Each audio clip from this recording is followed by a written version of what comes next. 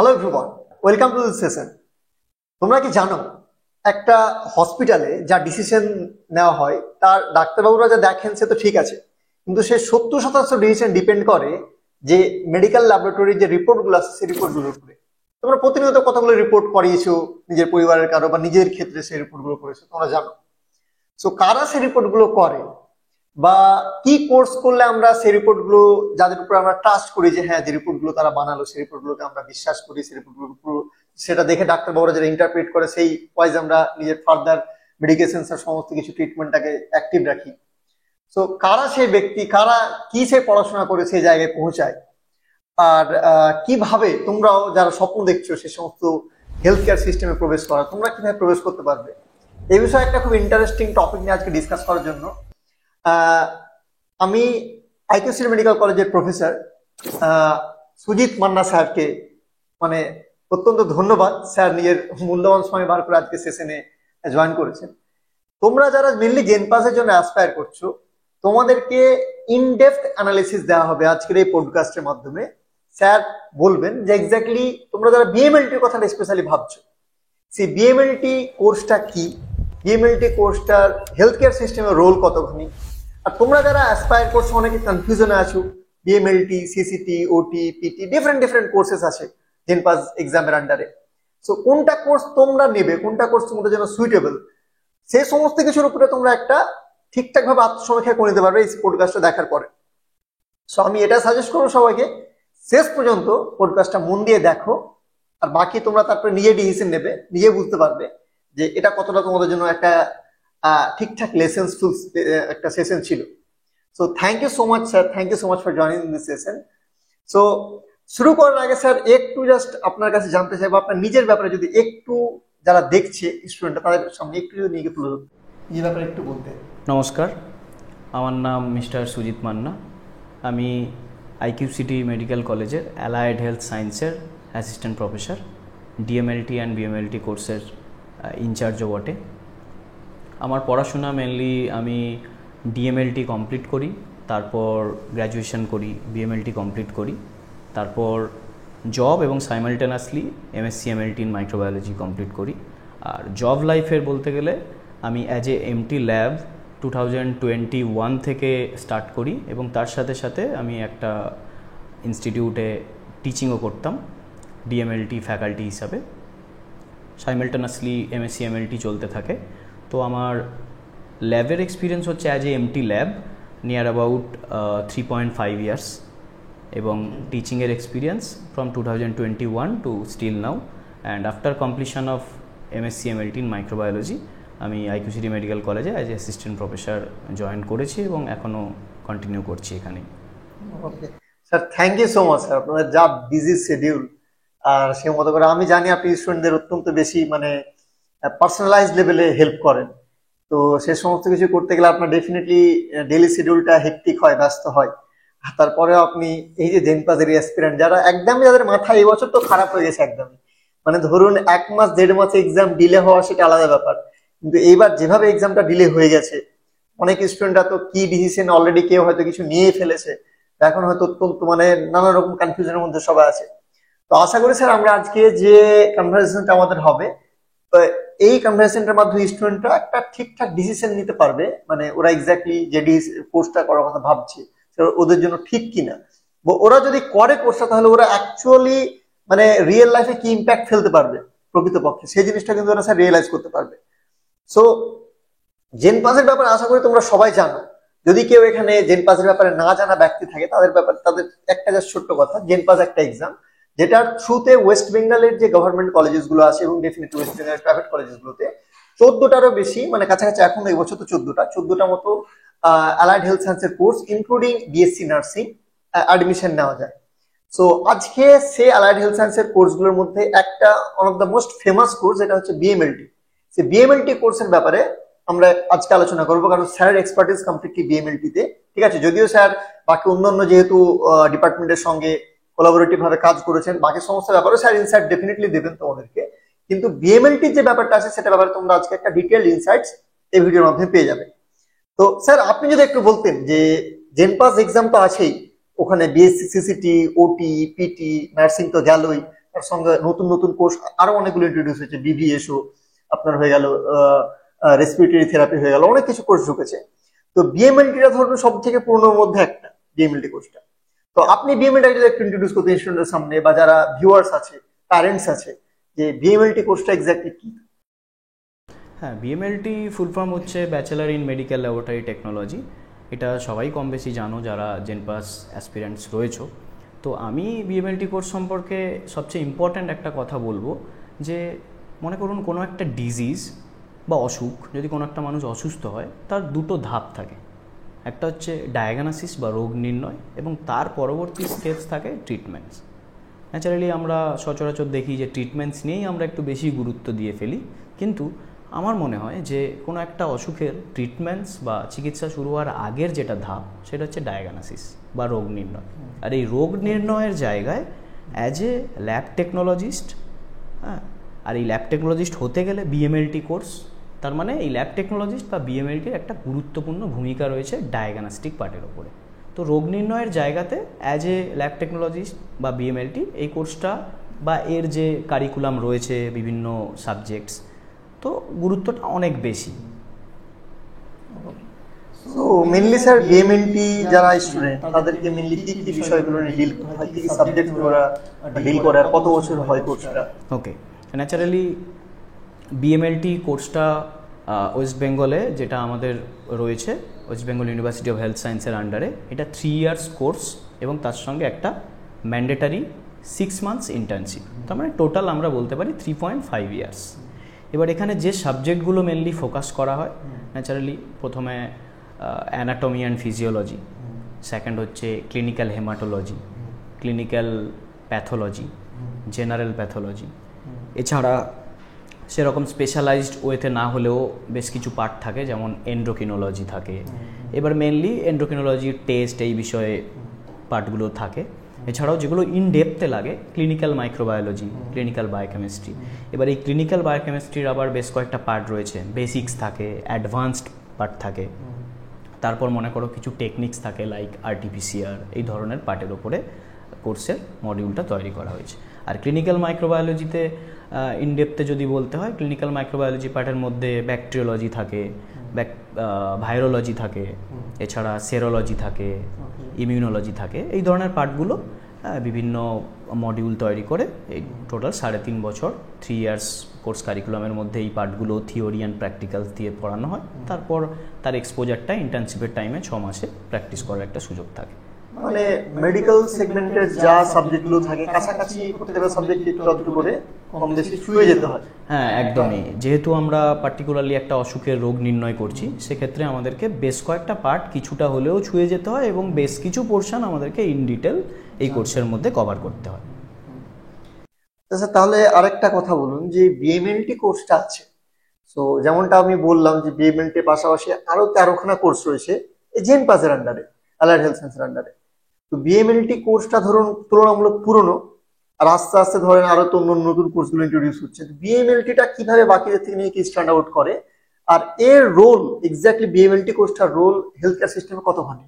ওকে, এক্ষেত্রে একটা কথা বলবো, আগেই আমি বললাম যে একটা অসুখের আমরা যদি দুটো পার্ট দেখি, একটা হচ্ছে ডায়াগনোসিস পার্ট, একটা হচ্ছে ট্রিটমেন্ট পার্ট।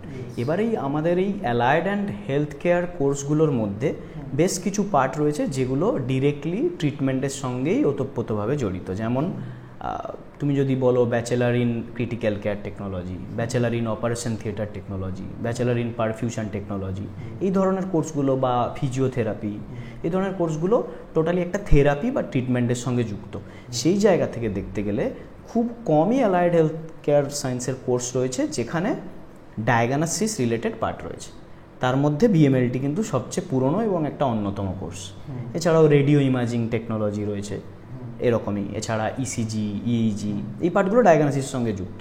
কিন্তু বিএমএলটি হচ্ছে সবচেয়ে পুরনো, এবং যেহেতু একটা ডিজিজ ডিটেকশনের ক্ষেত্রে রুটিনলি যদি কিছু টেস্ট করতে হয়ে থাকে, সেটা কিন্তু আমরা ব্লাড, ইউরিন, স্টুল এই ধরনের স্যাম্পেলগুলোর থেকেই করতে শুরু করা হয়, রুটিন টেস্ট।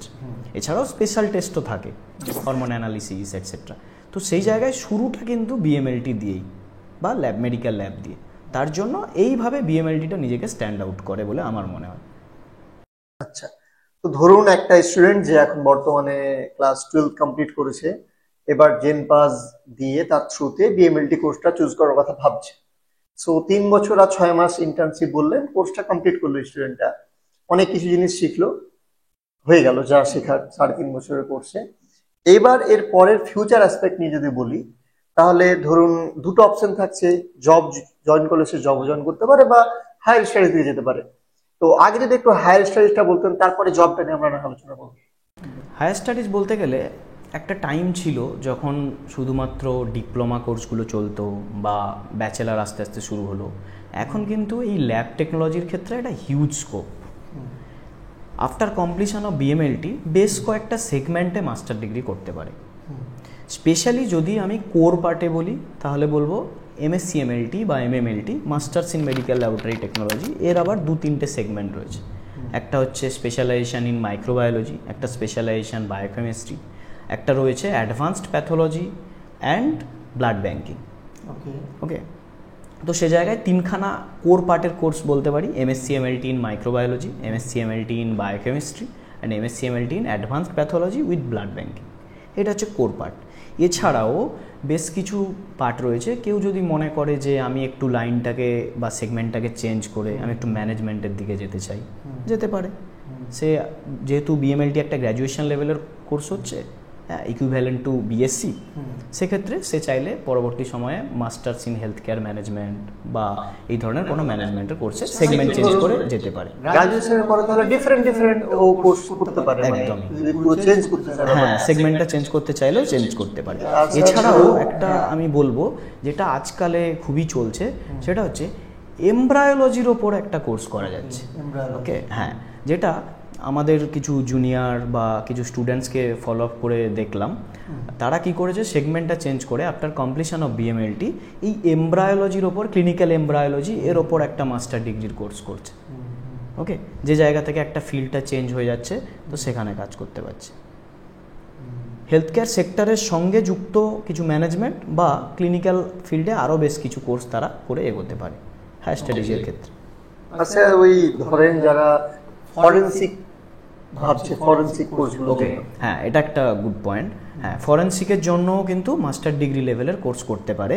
আচ্ছা, এখানে একটুখানি আমি বলবো, সেটা হচ্ছে যে এই ফরেনসিকের পার্টটা কোনো কোনো অংশে বলা হয় যে বিএমএলটির সঙ্গে জড়িত নয়, আবার কোনো কোনো অংশে কিন্তু আজকালকার দিনে এই কোর্সটাকে সিলেবাসের মধ্যে কিন্তু ইনক্লুড করা হচ্ছে। সেক্ষেত্রে একটু প্রিভিয়াস পার্ট যদি আমি ডিসকাস করি, এটা কোনো কোনো ইউনিভার্সিটি কিন্তু বিএমএলটি পার্টের মধ্যেই ফরেনসিকেরকে একটা পেপার হিসাবে শো করাচ্ছে, এবং সেটা হয়তোবা পরবর্তী সময়ে গিয়ে এইটা আমাদের অন্যান্য সাবজেক্টগুলোর মতো এটা কিন্তু ফরেনসিক পার্টটাও কিন্তু চলে আসবে বিএমএলটির মধ্যে।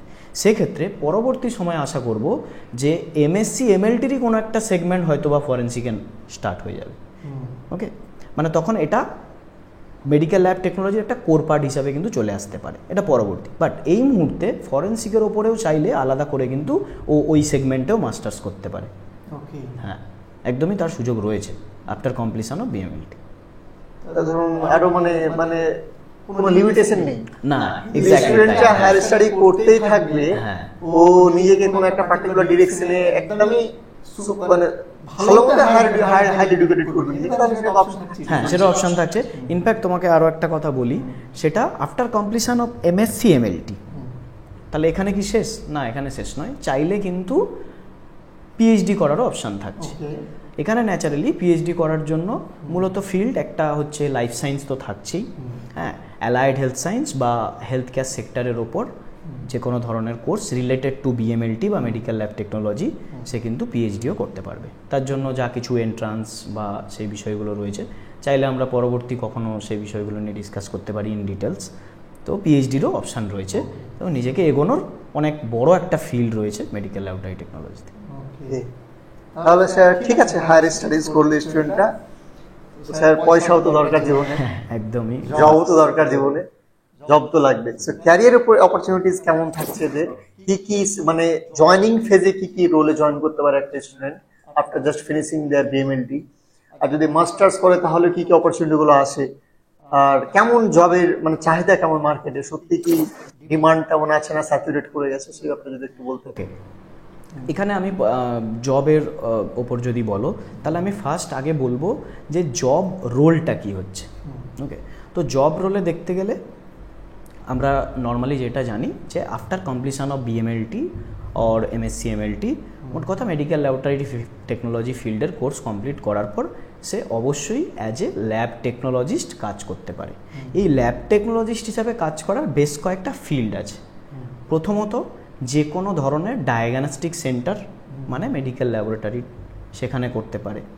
সেকেন্ড অপশান হচ্ছে বিভিন্ন গভর্নমেন্ট বা নন গভর্নমেন্ট এনজিও রয়েছে, যেই এনজিওগুলো রেগুলার বেসিসে বিভিন্ন হেলথ চেক আপ ক্যাম্প বা এই হেলথের সঙ্গে ওতপ্রোতভাবে জড়িত, সেখানেও কিন্তু as a lab technologist join করতে পারে। যেটা এই বিষয়টা অনেকের ক্ষেত্রে হয়তো একটু অজানা, মানে সবাই সাধারণত মনে করে বা জানে যে আফটার কমপ্লিশন অফ বিএমএলটি বা মেডিকেল ল্যাব টেকনোলজির যে কোনো একটা কোর্স করার পরে ডায়াগনস্টিক সেন্টারে বা ল্যাবেই কাজ করতে হয়। বিষয়টা কিন্তু সেটা নয়। ল্যাব টেকনোলজিস্ট হিসাবে একটা ল্যাবে বা ডায়াগনস্টিক সেন্টারে তো কাজ করছেই, তার সাথে সাথে বিভিন্ন এনজিওতেও অ্যাজ এ ল্যাব টেকনোলজিস্ট কাজ করতে পারে। আবার এই ল্যাবের সেগমেন্টগুলো বিভিন্ন আছে, গভর্নমেন্ট হসপিটাল থেকে শুরু করে প্রাইভেট নার্সিংহোম, প্রাইভেট হসপিটাল, বিভিন্ন বেডেড যেগুলো থাকে সুপার স্পেশালিটি, মাল্টি স্পেশালিটি, সেই জায়গাগুলোতে কাজ করতে পারে। তার সঙ্গে এনজিও তো বললাম। এছাড়া আমাদের আরেকটা সবচেয়ে ব্রড ফিল্ড হচ্ছে ব্লাড ব্যাংক। এই ব্লাড ব্যাংকে as a medical lab technologist কিন্তু ওটা আমরা ওখানে ক্ষেত্রে পোস্টটার নামটা একটু চেঞ্জ হয়ে যায়, ওটা ব্লাড ব্যাংক টেকনোলজিস্ট হিসাবে আমরা বলে থাকি। তো ব্লাড ব্যাংক টেকনোলজিস্টেরও একটা হিউজ স্কোপ এবং কেরিয়ার অপরচুনিটি রয়েছে। আর ল্যাবের মধ্যে আবার বেশ কিছু স্পেশালাইজেশন আছে, যেমন as a microbiology field, microbiology technologist হিসাবে কাজ করতে পারে, ক্লিনিক্যাল বায়োকেমিস্ট্রিতে টেকনোলজিস্ট হিসাবে কাজ করতে পারে। স্পেশাল কিছু ব্রাঞ্চ আছে যেমন হিস্টোপ্যাথোলজি অ্যান্ড সাইটোপ্যাথোলজি, সেখানেও একটা নিজের কেরিয়ার গড়ার ভালো অপশান রয়েছে। এছাড়া বিভিন্ন ক্লিনিক, যেমন যেখানে পলিক্লিনিক চলে, সেখানে পলিক্লিনিকেতে ব্লাড স্যাম্পল কালেকশন বা অন্যান্য স্যাম্পল কালেকশনের গাইড হিসাবেও কাজ করতে পারে। ওকে, এটা গেল জব রোল উইথ বিভিন্ন জব এরিয়াস। এবার আমি একটা পয়েন্টে আসবো, সেটা হলো যে খুব রিসেন্টলি আমরা একটা কাউন্সিলের আওতায় আসতে চলেছি। ন্যাচারালি যেটা কাউন্সিল বললে আমি একটু ছোট করে পরিচয় এভাবেই দিতে পারি। ন্যাচারালি একটা ডক্টরি কোর্স মানে এমবিবিএস বা এমডি, হ্যাঁ, কিংবা একটা nursing course, GNM nursing, BSc nursing, এই ধরনের কোর্স, বা pharmacy course, B pharm, M pharm, হ্যাঁ, বা ডি ফার্ম, এই ধরনের যে কোর্সগুলো, এই কোর্সগুলো মেনলি অপারেটেড বাই ইউনিভার্সিটি। কিন্তু টোটালটাকে দেখার জন্য প্রত্যেকটা ফিল্ডের একটা করে কাউন্সিল আছে। হ্যাঁ, মেডিকেলের একটা কাউন্সিল আছে, ফার্মাসি একটা কাউন্সিল আছে, নার্সিংয়ের একটা কাউন্সিল আছে। যেই কাউন্সিলটা আমাদের এই অ্যালায়েড অ্যান্ড হেলথ কেয়ার সায়েন্সের ক্ষেত্রে খুবভাবে ছিল না বা চালু হয়নি বলা যেতে পারে। 2021-এ একটা এটা নিয়ে আইন পাস হয়েছে এবং খুব সম্ভবত খুব তাড়াতাড়ি আমরা এই সমস্ত অ্যালায়েড হেলথ কেয়ারের কোর্সগুলো এই কাউন্সিলের আওতায় আসতে চলেছে। এবার সেই কাউন্সিলের আওতাভুক্ত হওয়ার পরে আমাদের এই যে জব রোল বা জব পোস্ট, যেটা আমি বললাম যে শুধুমাত্র মেডিকেল ল্যাবরেটরি টেকনোলজিস্ট, বিষয়টা আর এই জায়গায় সীমাবদ্ধ থাকবে না। ওখানে আমরা এরকম পোস্ট পাবো: junior medical lab technologist, senior medical lab technologist, scientific officer, okay, এরকমভাবে। ইনফ্যাক্ট অ্যাডমিনিস্ট্রেটিভের পোস্ট আসতে পারে, অ্যাকাডেমিক্সের তো আছেই, অ্যাসিস্ট্যান্ট প্রফেসর, প্রফেসর, অ্যাসোসিয়েটস যেভাবে থাকে। হ্যাঁ, ইনফ্যাক্ট যদি এই কাউন্সিলের আওতায় আমরা চলে আসি, তো সেক্ষেত্রে শুধুমাত্র টিচিংয়ের ক্ষেত্রেও বলছি, ডিন, প্রিন্সিপাল লেভেল অবধিও যেতে পারবে যদি সেটা অ্যালায়েড হেলথ কেয়ার সায়েন্সের ইনস্টিটিউট হয়ে থাকে। এই গেল পোস্ট। এবার আর একটা বলবো, এটা তো কাউন্সিল হলে পরবর্তী সময়ে থাকছি। কাউন্সিলটা স্যার হলে তো পুরোপুরি এই অ্যালায়েড হেলথ সায়েন্সের একটা স্ট্রাকচারের মধ্যে চলে আসবে। হ্যাঁ, একদম, আরো প্রপার ভাবে একদম সবাই একদম সমস্ত কিছু আরো বেশি স্ট্রাকচারে একদম। ইনফ্যাক্ট পে লেভেল নিয়েও তখন ভাবা হবে, জব ওরিয়েন্টেশনগুলো, যেহেতু জব পোস্টগুলো ডেকোরেট হবে সুন্দরভাবে, তো সেক্ষেত্রে পে লেভেল বাড়ারও কিন্তু একটা চান্সেস থাকবে। আর স্যার মানে ধরুন দেশের মধ্যে তো আপনি বললেন গভর্নমেন্ট থেকে নিয়ে প্রাইভেট অনেক অপরচুনিটি রয়েছে, আর বিদেশে কি এদের কোনো অপশন আছে যারা বিএমএলটি করে যায়, যদি বলেন আমি ফরেনে যাব, অ্যাব্রোডে গিয়ে কাজ করব, বেশি অপরচুনিটি, বেশি স্যালারি, কিছু ব্যাপার? হ্যাঁ, এক্ষেত্রে অবশ্যই ফরেনেও একটা ভালো ডিমান্ড রয়েছে। এক্ষেত্রে আমি একটুখানি বলবো, যেহেতু আমরা ইন্ডিয়াতে রয়েছি, আমাদের ইন্ডিয়া হচ্ছে ডেভেলপিং কান্ট্রি, বাট বেশ কিছু ডেভেলপড কান্ট্রি আছে সেখানে কিন্তু এই allied health and health care সায়েন্সেসটা অনেক দূর এগিয়ে গেছে, ওয়াইডলি ডিস্ট্রিবিউটেড। এবার সেক্ষেত্রে কি হচ্ছে, যেহেতু আমি প্রথমেই বললাম যে একটা চিকিৎসা বিজ্ঞানের ক্ষেত্রে ডায়াগনোসিসের একটা অনেক বড় ভূমিকা রয়েছে। যদি আমি রোগ নির্ণয় সঠিকভাবে না করতে পারি সেক্ষেত্রে কিন্তু ট্রিটমেন্টটা সঠিকভাবে যাওয়ার আগেই কিন্তু মুখ থুবড়ে পড়ে যাবে। তো সেক্ষেত্রে ডেভেলপড কান্ট্রিগুলো কিন্তু এই অ্যালায়েড অ্যান্ড হেলথ কেয়ার সায়েন্সকে যথেষ্ট গুরুত্ব দেয়, বা আমি অপরপক্ষে বলতে পারি ডায়াগনস্টিক পার্টে অনেক গুরুত্ব দেয়। সেক্ষেত্রে এই ডায়াগনস্টিক ফিল্ডে মেডিকেল ল্যাব টেকনোলজিস্টদের একটা ওয়াইডলি জব অ্যাসপেক্টস ওখানে রয়েছে অ্যাব্রোডে। এবার অ্যাব্রোডের মধ্যে তুমি বলতে পারো কানাডা, ইউরোপ, ইউকে, অস্ট্রেলিয়া, এই জায়গাগুলো, কিংবা বিভিন্ন আরব কান্ট্রিগুলো যেগুলো রয়েছে, হ্যাঁ, সেগুলোতে কিন্তু একটা ভালো প্যাকেজে, যেহেতু ওখানের কারেন্সিটা আমাদের সঙ্গে একটু ডিফারেন্স থাকে, সেক্ষেত্রে একটা ভালো প্যাকেজে একটা ভালো লাইফস্টাইল কাটানোর সুযোগ ওখানে থাকছে। আচ্ছা, আমি আমাদের ইন্ডিয়ার ক্ষেত্রে কয়েকটা জব রোল আমি আরেকটু বলবো, যেটা কাউন্সিল হলে তো পরবর্তী সময়ে যেগুলো বললাম সেটা তো রয়েছে। অ্যাজ ইউজুয়াল বর্তমানে যেটা চলছে, কোনো ল্যাব, হসপিটাল, বা যেটা বললাম nursing home, government and non government বা প্রাইভেট অর্গানাইজেশনে অ্যাজ এ ল্যাব টেকনোলজিস্ট কাজ তো করছেই, তার সাথে সাথে বিভিন্ন ইউনিভার্সিটিতে টিচিংয়ের অপশানও বললাম after completion of master degree. আচ্ছা, after completion of master degree private এই ল্যাব বলো বা হসপিটাল যা কিছু রয়েছে সেই জায়গাগুলোতে নিজের পোস্টটাকে কিন্তু এই মুহূর্তে প্রাইভেট অর্গানাইজেশনগুলো হাইলাইট করার সুযোগ দিচ্ছে। যেমন কোয়ালিটি কন্ট্রোল ম্যানেজার হিসাবে কাজ করতে পারে, ওকে, হ্যাঁ, বা ল্যাব সুপারভাইজার হিসাবে কাজ করতে পারে, lab manager, lab floor manager হিসাবে কাজ করতে পারে, এই পার্টগুলো রয়েছে। এছাড়াও বিভিন্ন দেখবে যেমন এই ICMR বা এই ধরনের যে অর্গানাইজিং যে বোর্ডগুলো রয়েছে, হ্যাঁ, রিসার্চ বোর্ডগুলো রয়েছে, সেখানে কিন্তু রিসার্চ অ্যাসোসিয়েট কাজ করার একটা অপরচুনিটি থাকছে। হ্যাঁ, এছাড়া রিসেন্টলি খুব চলছে বিভিন্ন সেন্ট্রাল গভর্নমেন্ট প্রজেক্টে, যেমন বললাম ICMR একটা বললাম, এছাড়াও আরও কিছু হয় NUHM, হ্যাঁ, NUHM হচ্ছে national urban health mission, NRHM national rural health mission, ঠিক আছে। ন্যাশনালের বা সেন্ট্রালের এই বিভিন্ন হেলথ মিশনে সেখানেও অ্যাজ এ ল্যাবটেক কাজ করতে পারে, বা বিভিন্ন জায়গায় বিভিন্ন ক্যাম্প, বা মনে করো কিছু থ্যালাসেমিয়া নিয়ে কাজ হচ্ছে, বা আরও একটা আছে NACO, যারা কি করে এই HIV বা AIDS এই ধরনের একটা বিষয়ের ওপর কাজ করে। তো এই সমস্ত জায়গাগুলোতেও কিন্তু জব অ্যাসপেক্টস থাকছে আফটার কমপ্লিশন অফ BMLT। তারপর তো স্যার কোভিডের টাইমে দেখেছে পুরো ওয়ার্ল্ড এক্সপিরিয়েন্স করেছে যে কিভাবে এই রিয়েল টাইম PCR করা, এই সমস্ত কিভাবে রোল প্লে করেছে। হ্যাঁ, এক্স্যাক্টলি, এগুলো তো স্পেশাল কেসের মধ্যে অনেক টেকনিক্স আছে, তো সেগুলো নিয়ে বলতে গেলে ভিডিওটা অনেক ব্রডই যাবে। তো সেগুলো আমরা কোর্স সম্পর্কে বা টেকনিক সম্পর্কে কখনো যখন ডিসকাস করতে পারবো, তো সেক্ষেত্রে তখন ডিসকাস করা সম্ভব হবে। তো স্যার, যারা জেনপাস ইউজির অ্যাসপিরেন্ট, যারা এবছর জেনপাস যারা ভাবছে, তাদের জন্য কিছু কুইক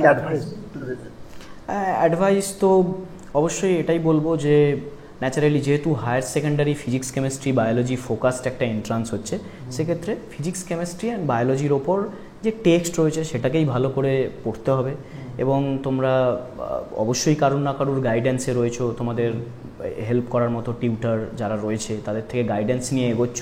অবশ্যই টেক্সটটার ওপর ফলো আপ করো, বিভিন্ন প্রিভিয়াস কোয়েশ্চেনগুলো ফলো আপ করো, তার ওপরেই জোর দাও, সেক্ষেত্রে অবশ্যই ভালো পারফর্ম করতে পারবে। আর অবশ্যই তোমার কথা তো না বললেই নয়, পার্সিউ থেকে আশফাক স্যারও তোমাদের জন্য যেভাবে চেষ্টা করেন, অবশ্যই তোমার আন্ডারে যে সমস্ত স্টুডেন্টরা রয়েছে আমি অবশ্যই বলবো, বা যে সমস্ত যারা ভিডিওটা দেখছো, আশফাক যথেষ্ট জেনপাসের জন্য অনেক খাটাখাটনি করে এবং স্টুডেন্টদেরকে হেল্প করে। তো অবশ্যই আশফাকের থেকেও গাইড নাও, ও এই বিষয়টা তোমাদেরকে অনেক বেশি ভালো করে গাইড করতে পারবে। Thank you so much sir. Thank you. অবশ্যই স্যার, অবশ্যই।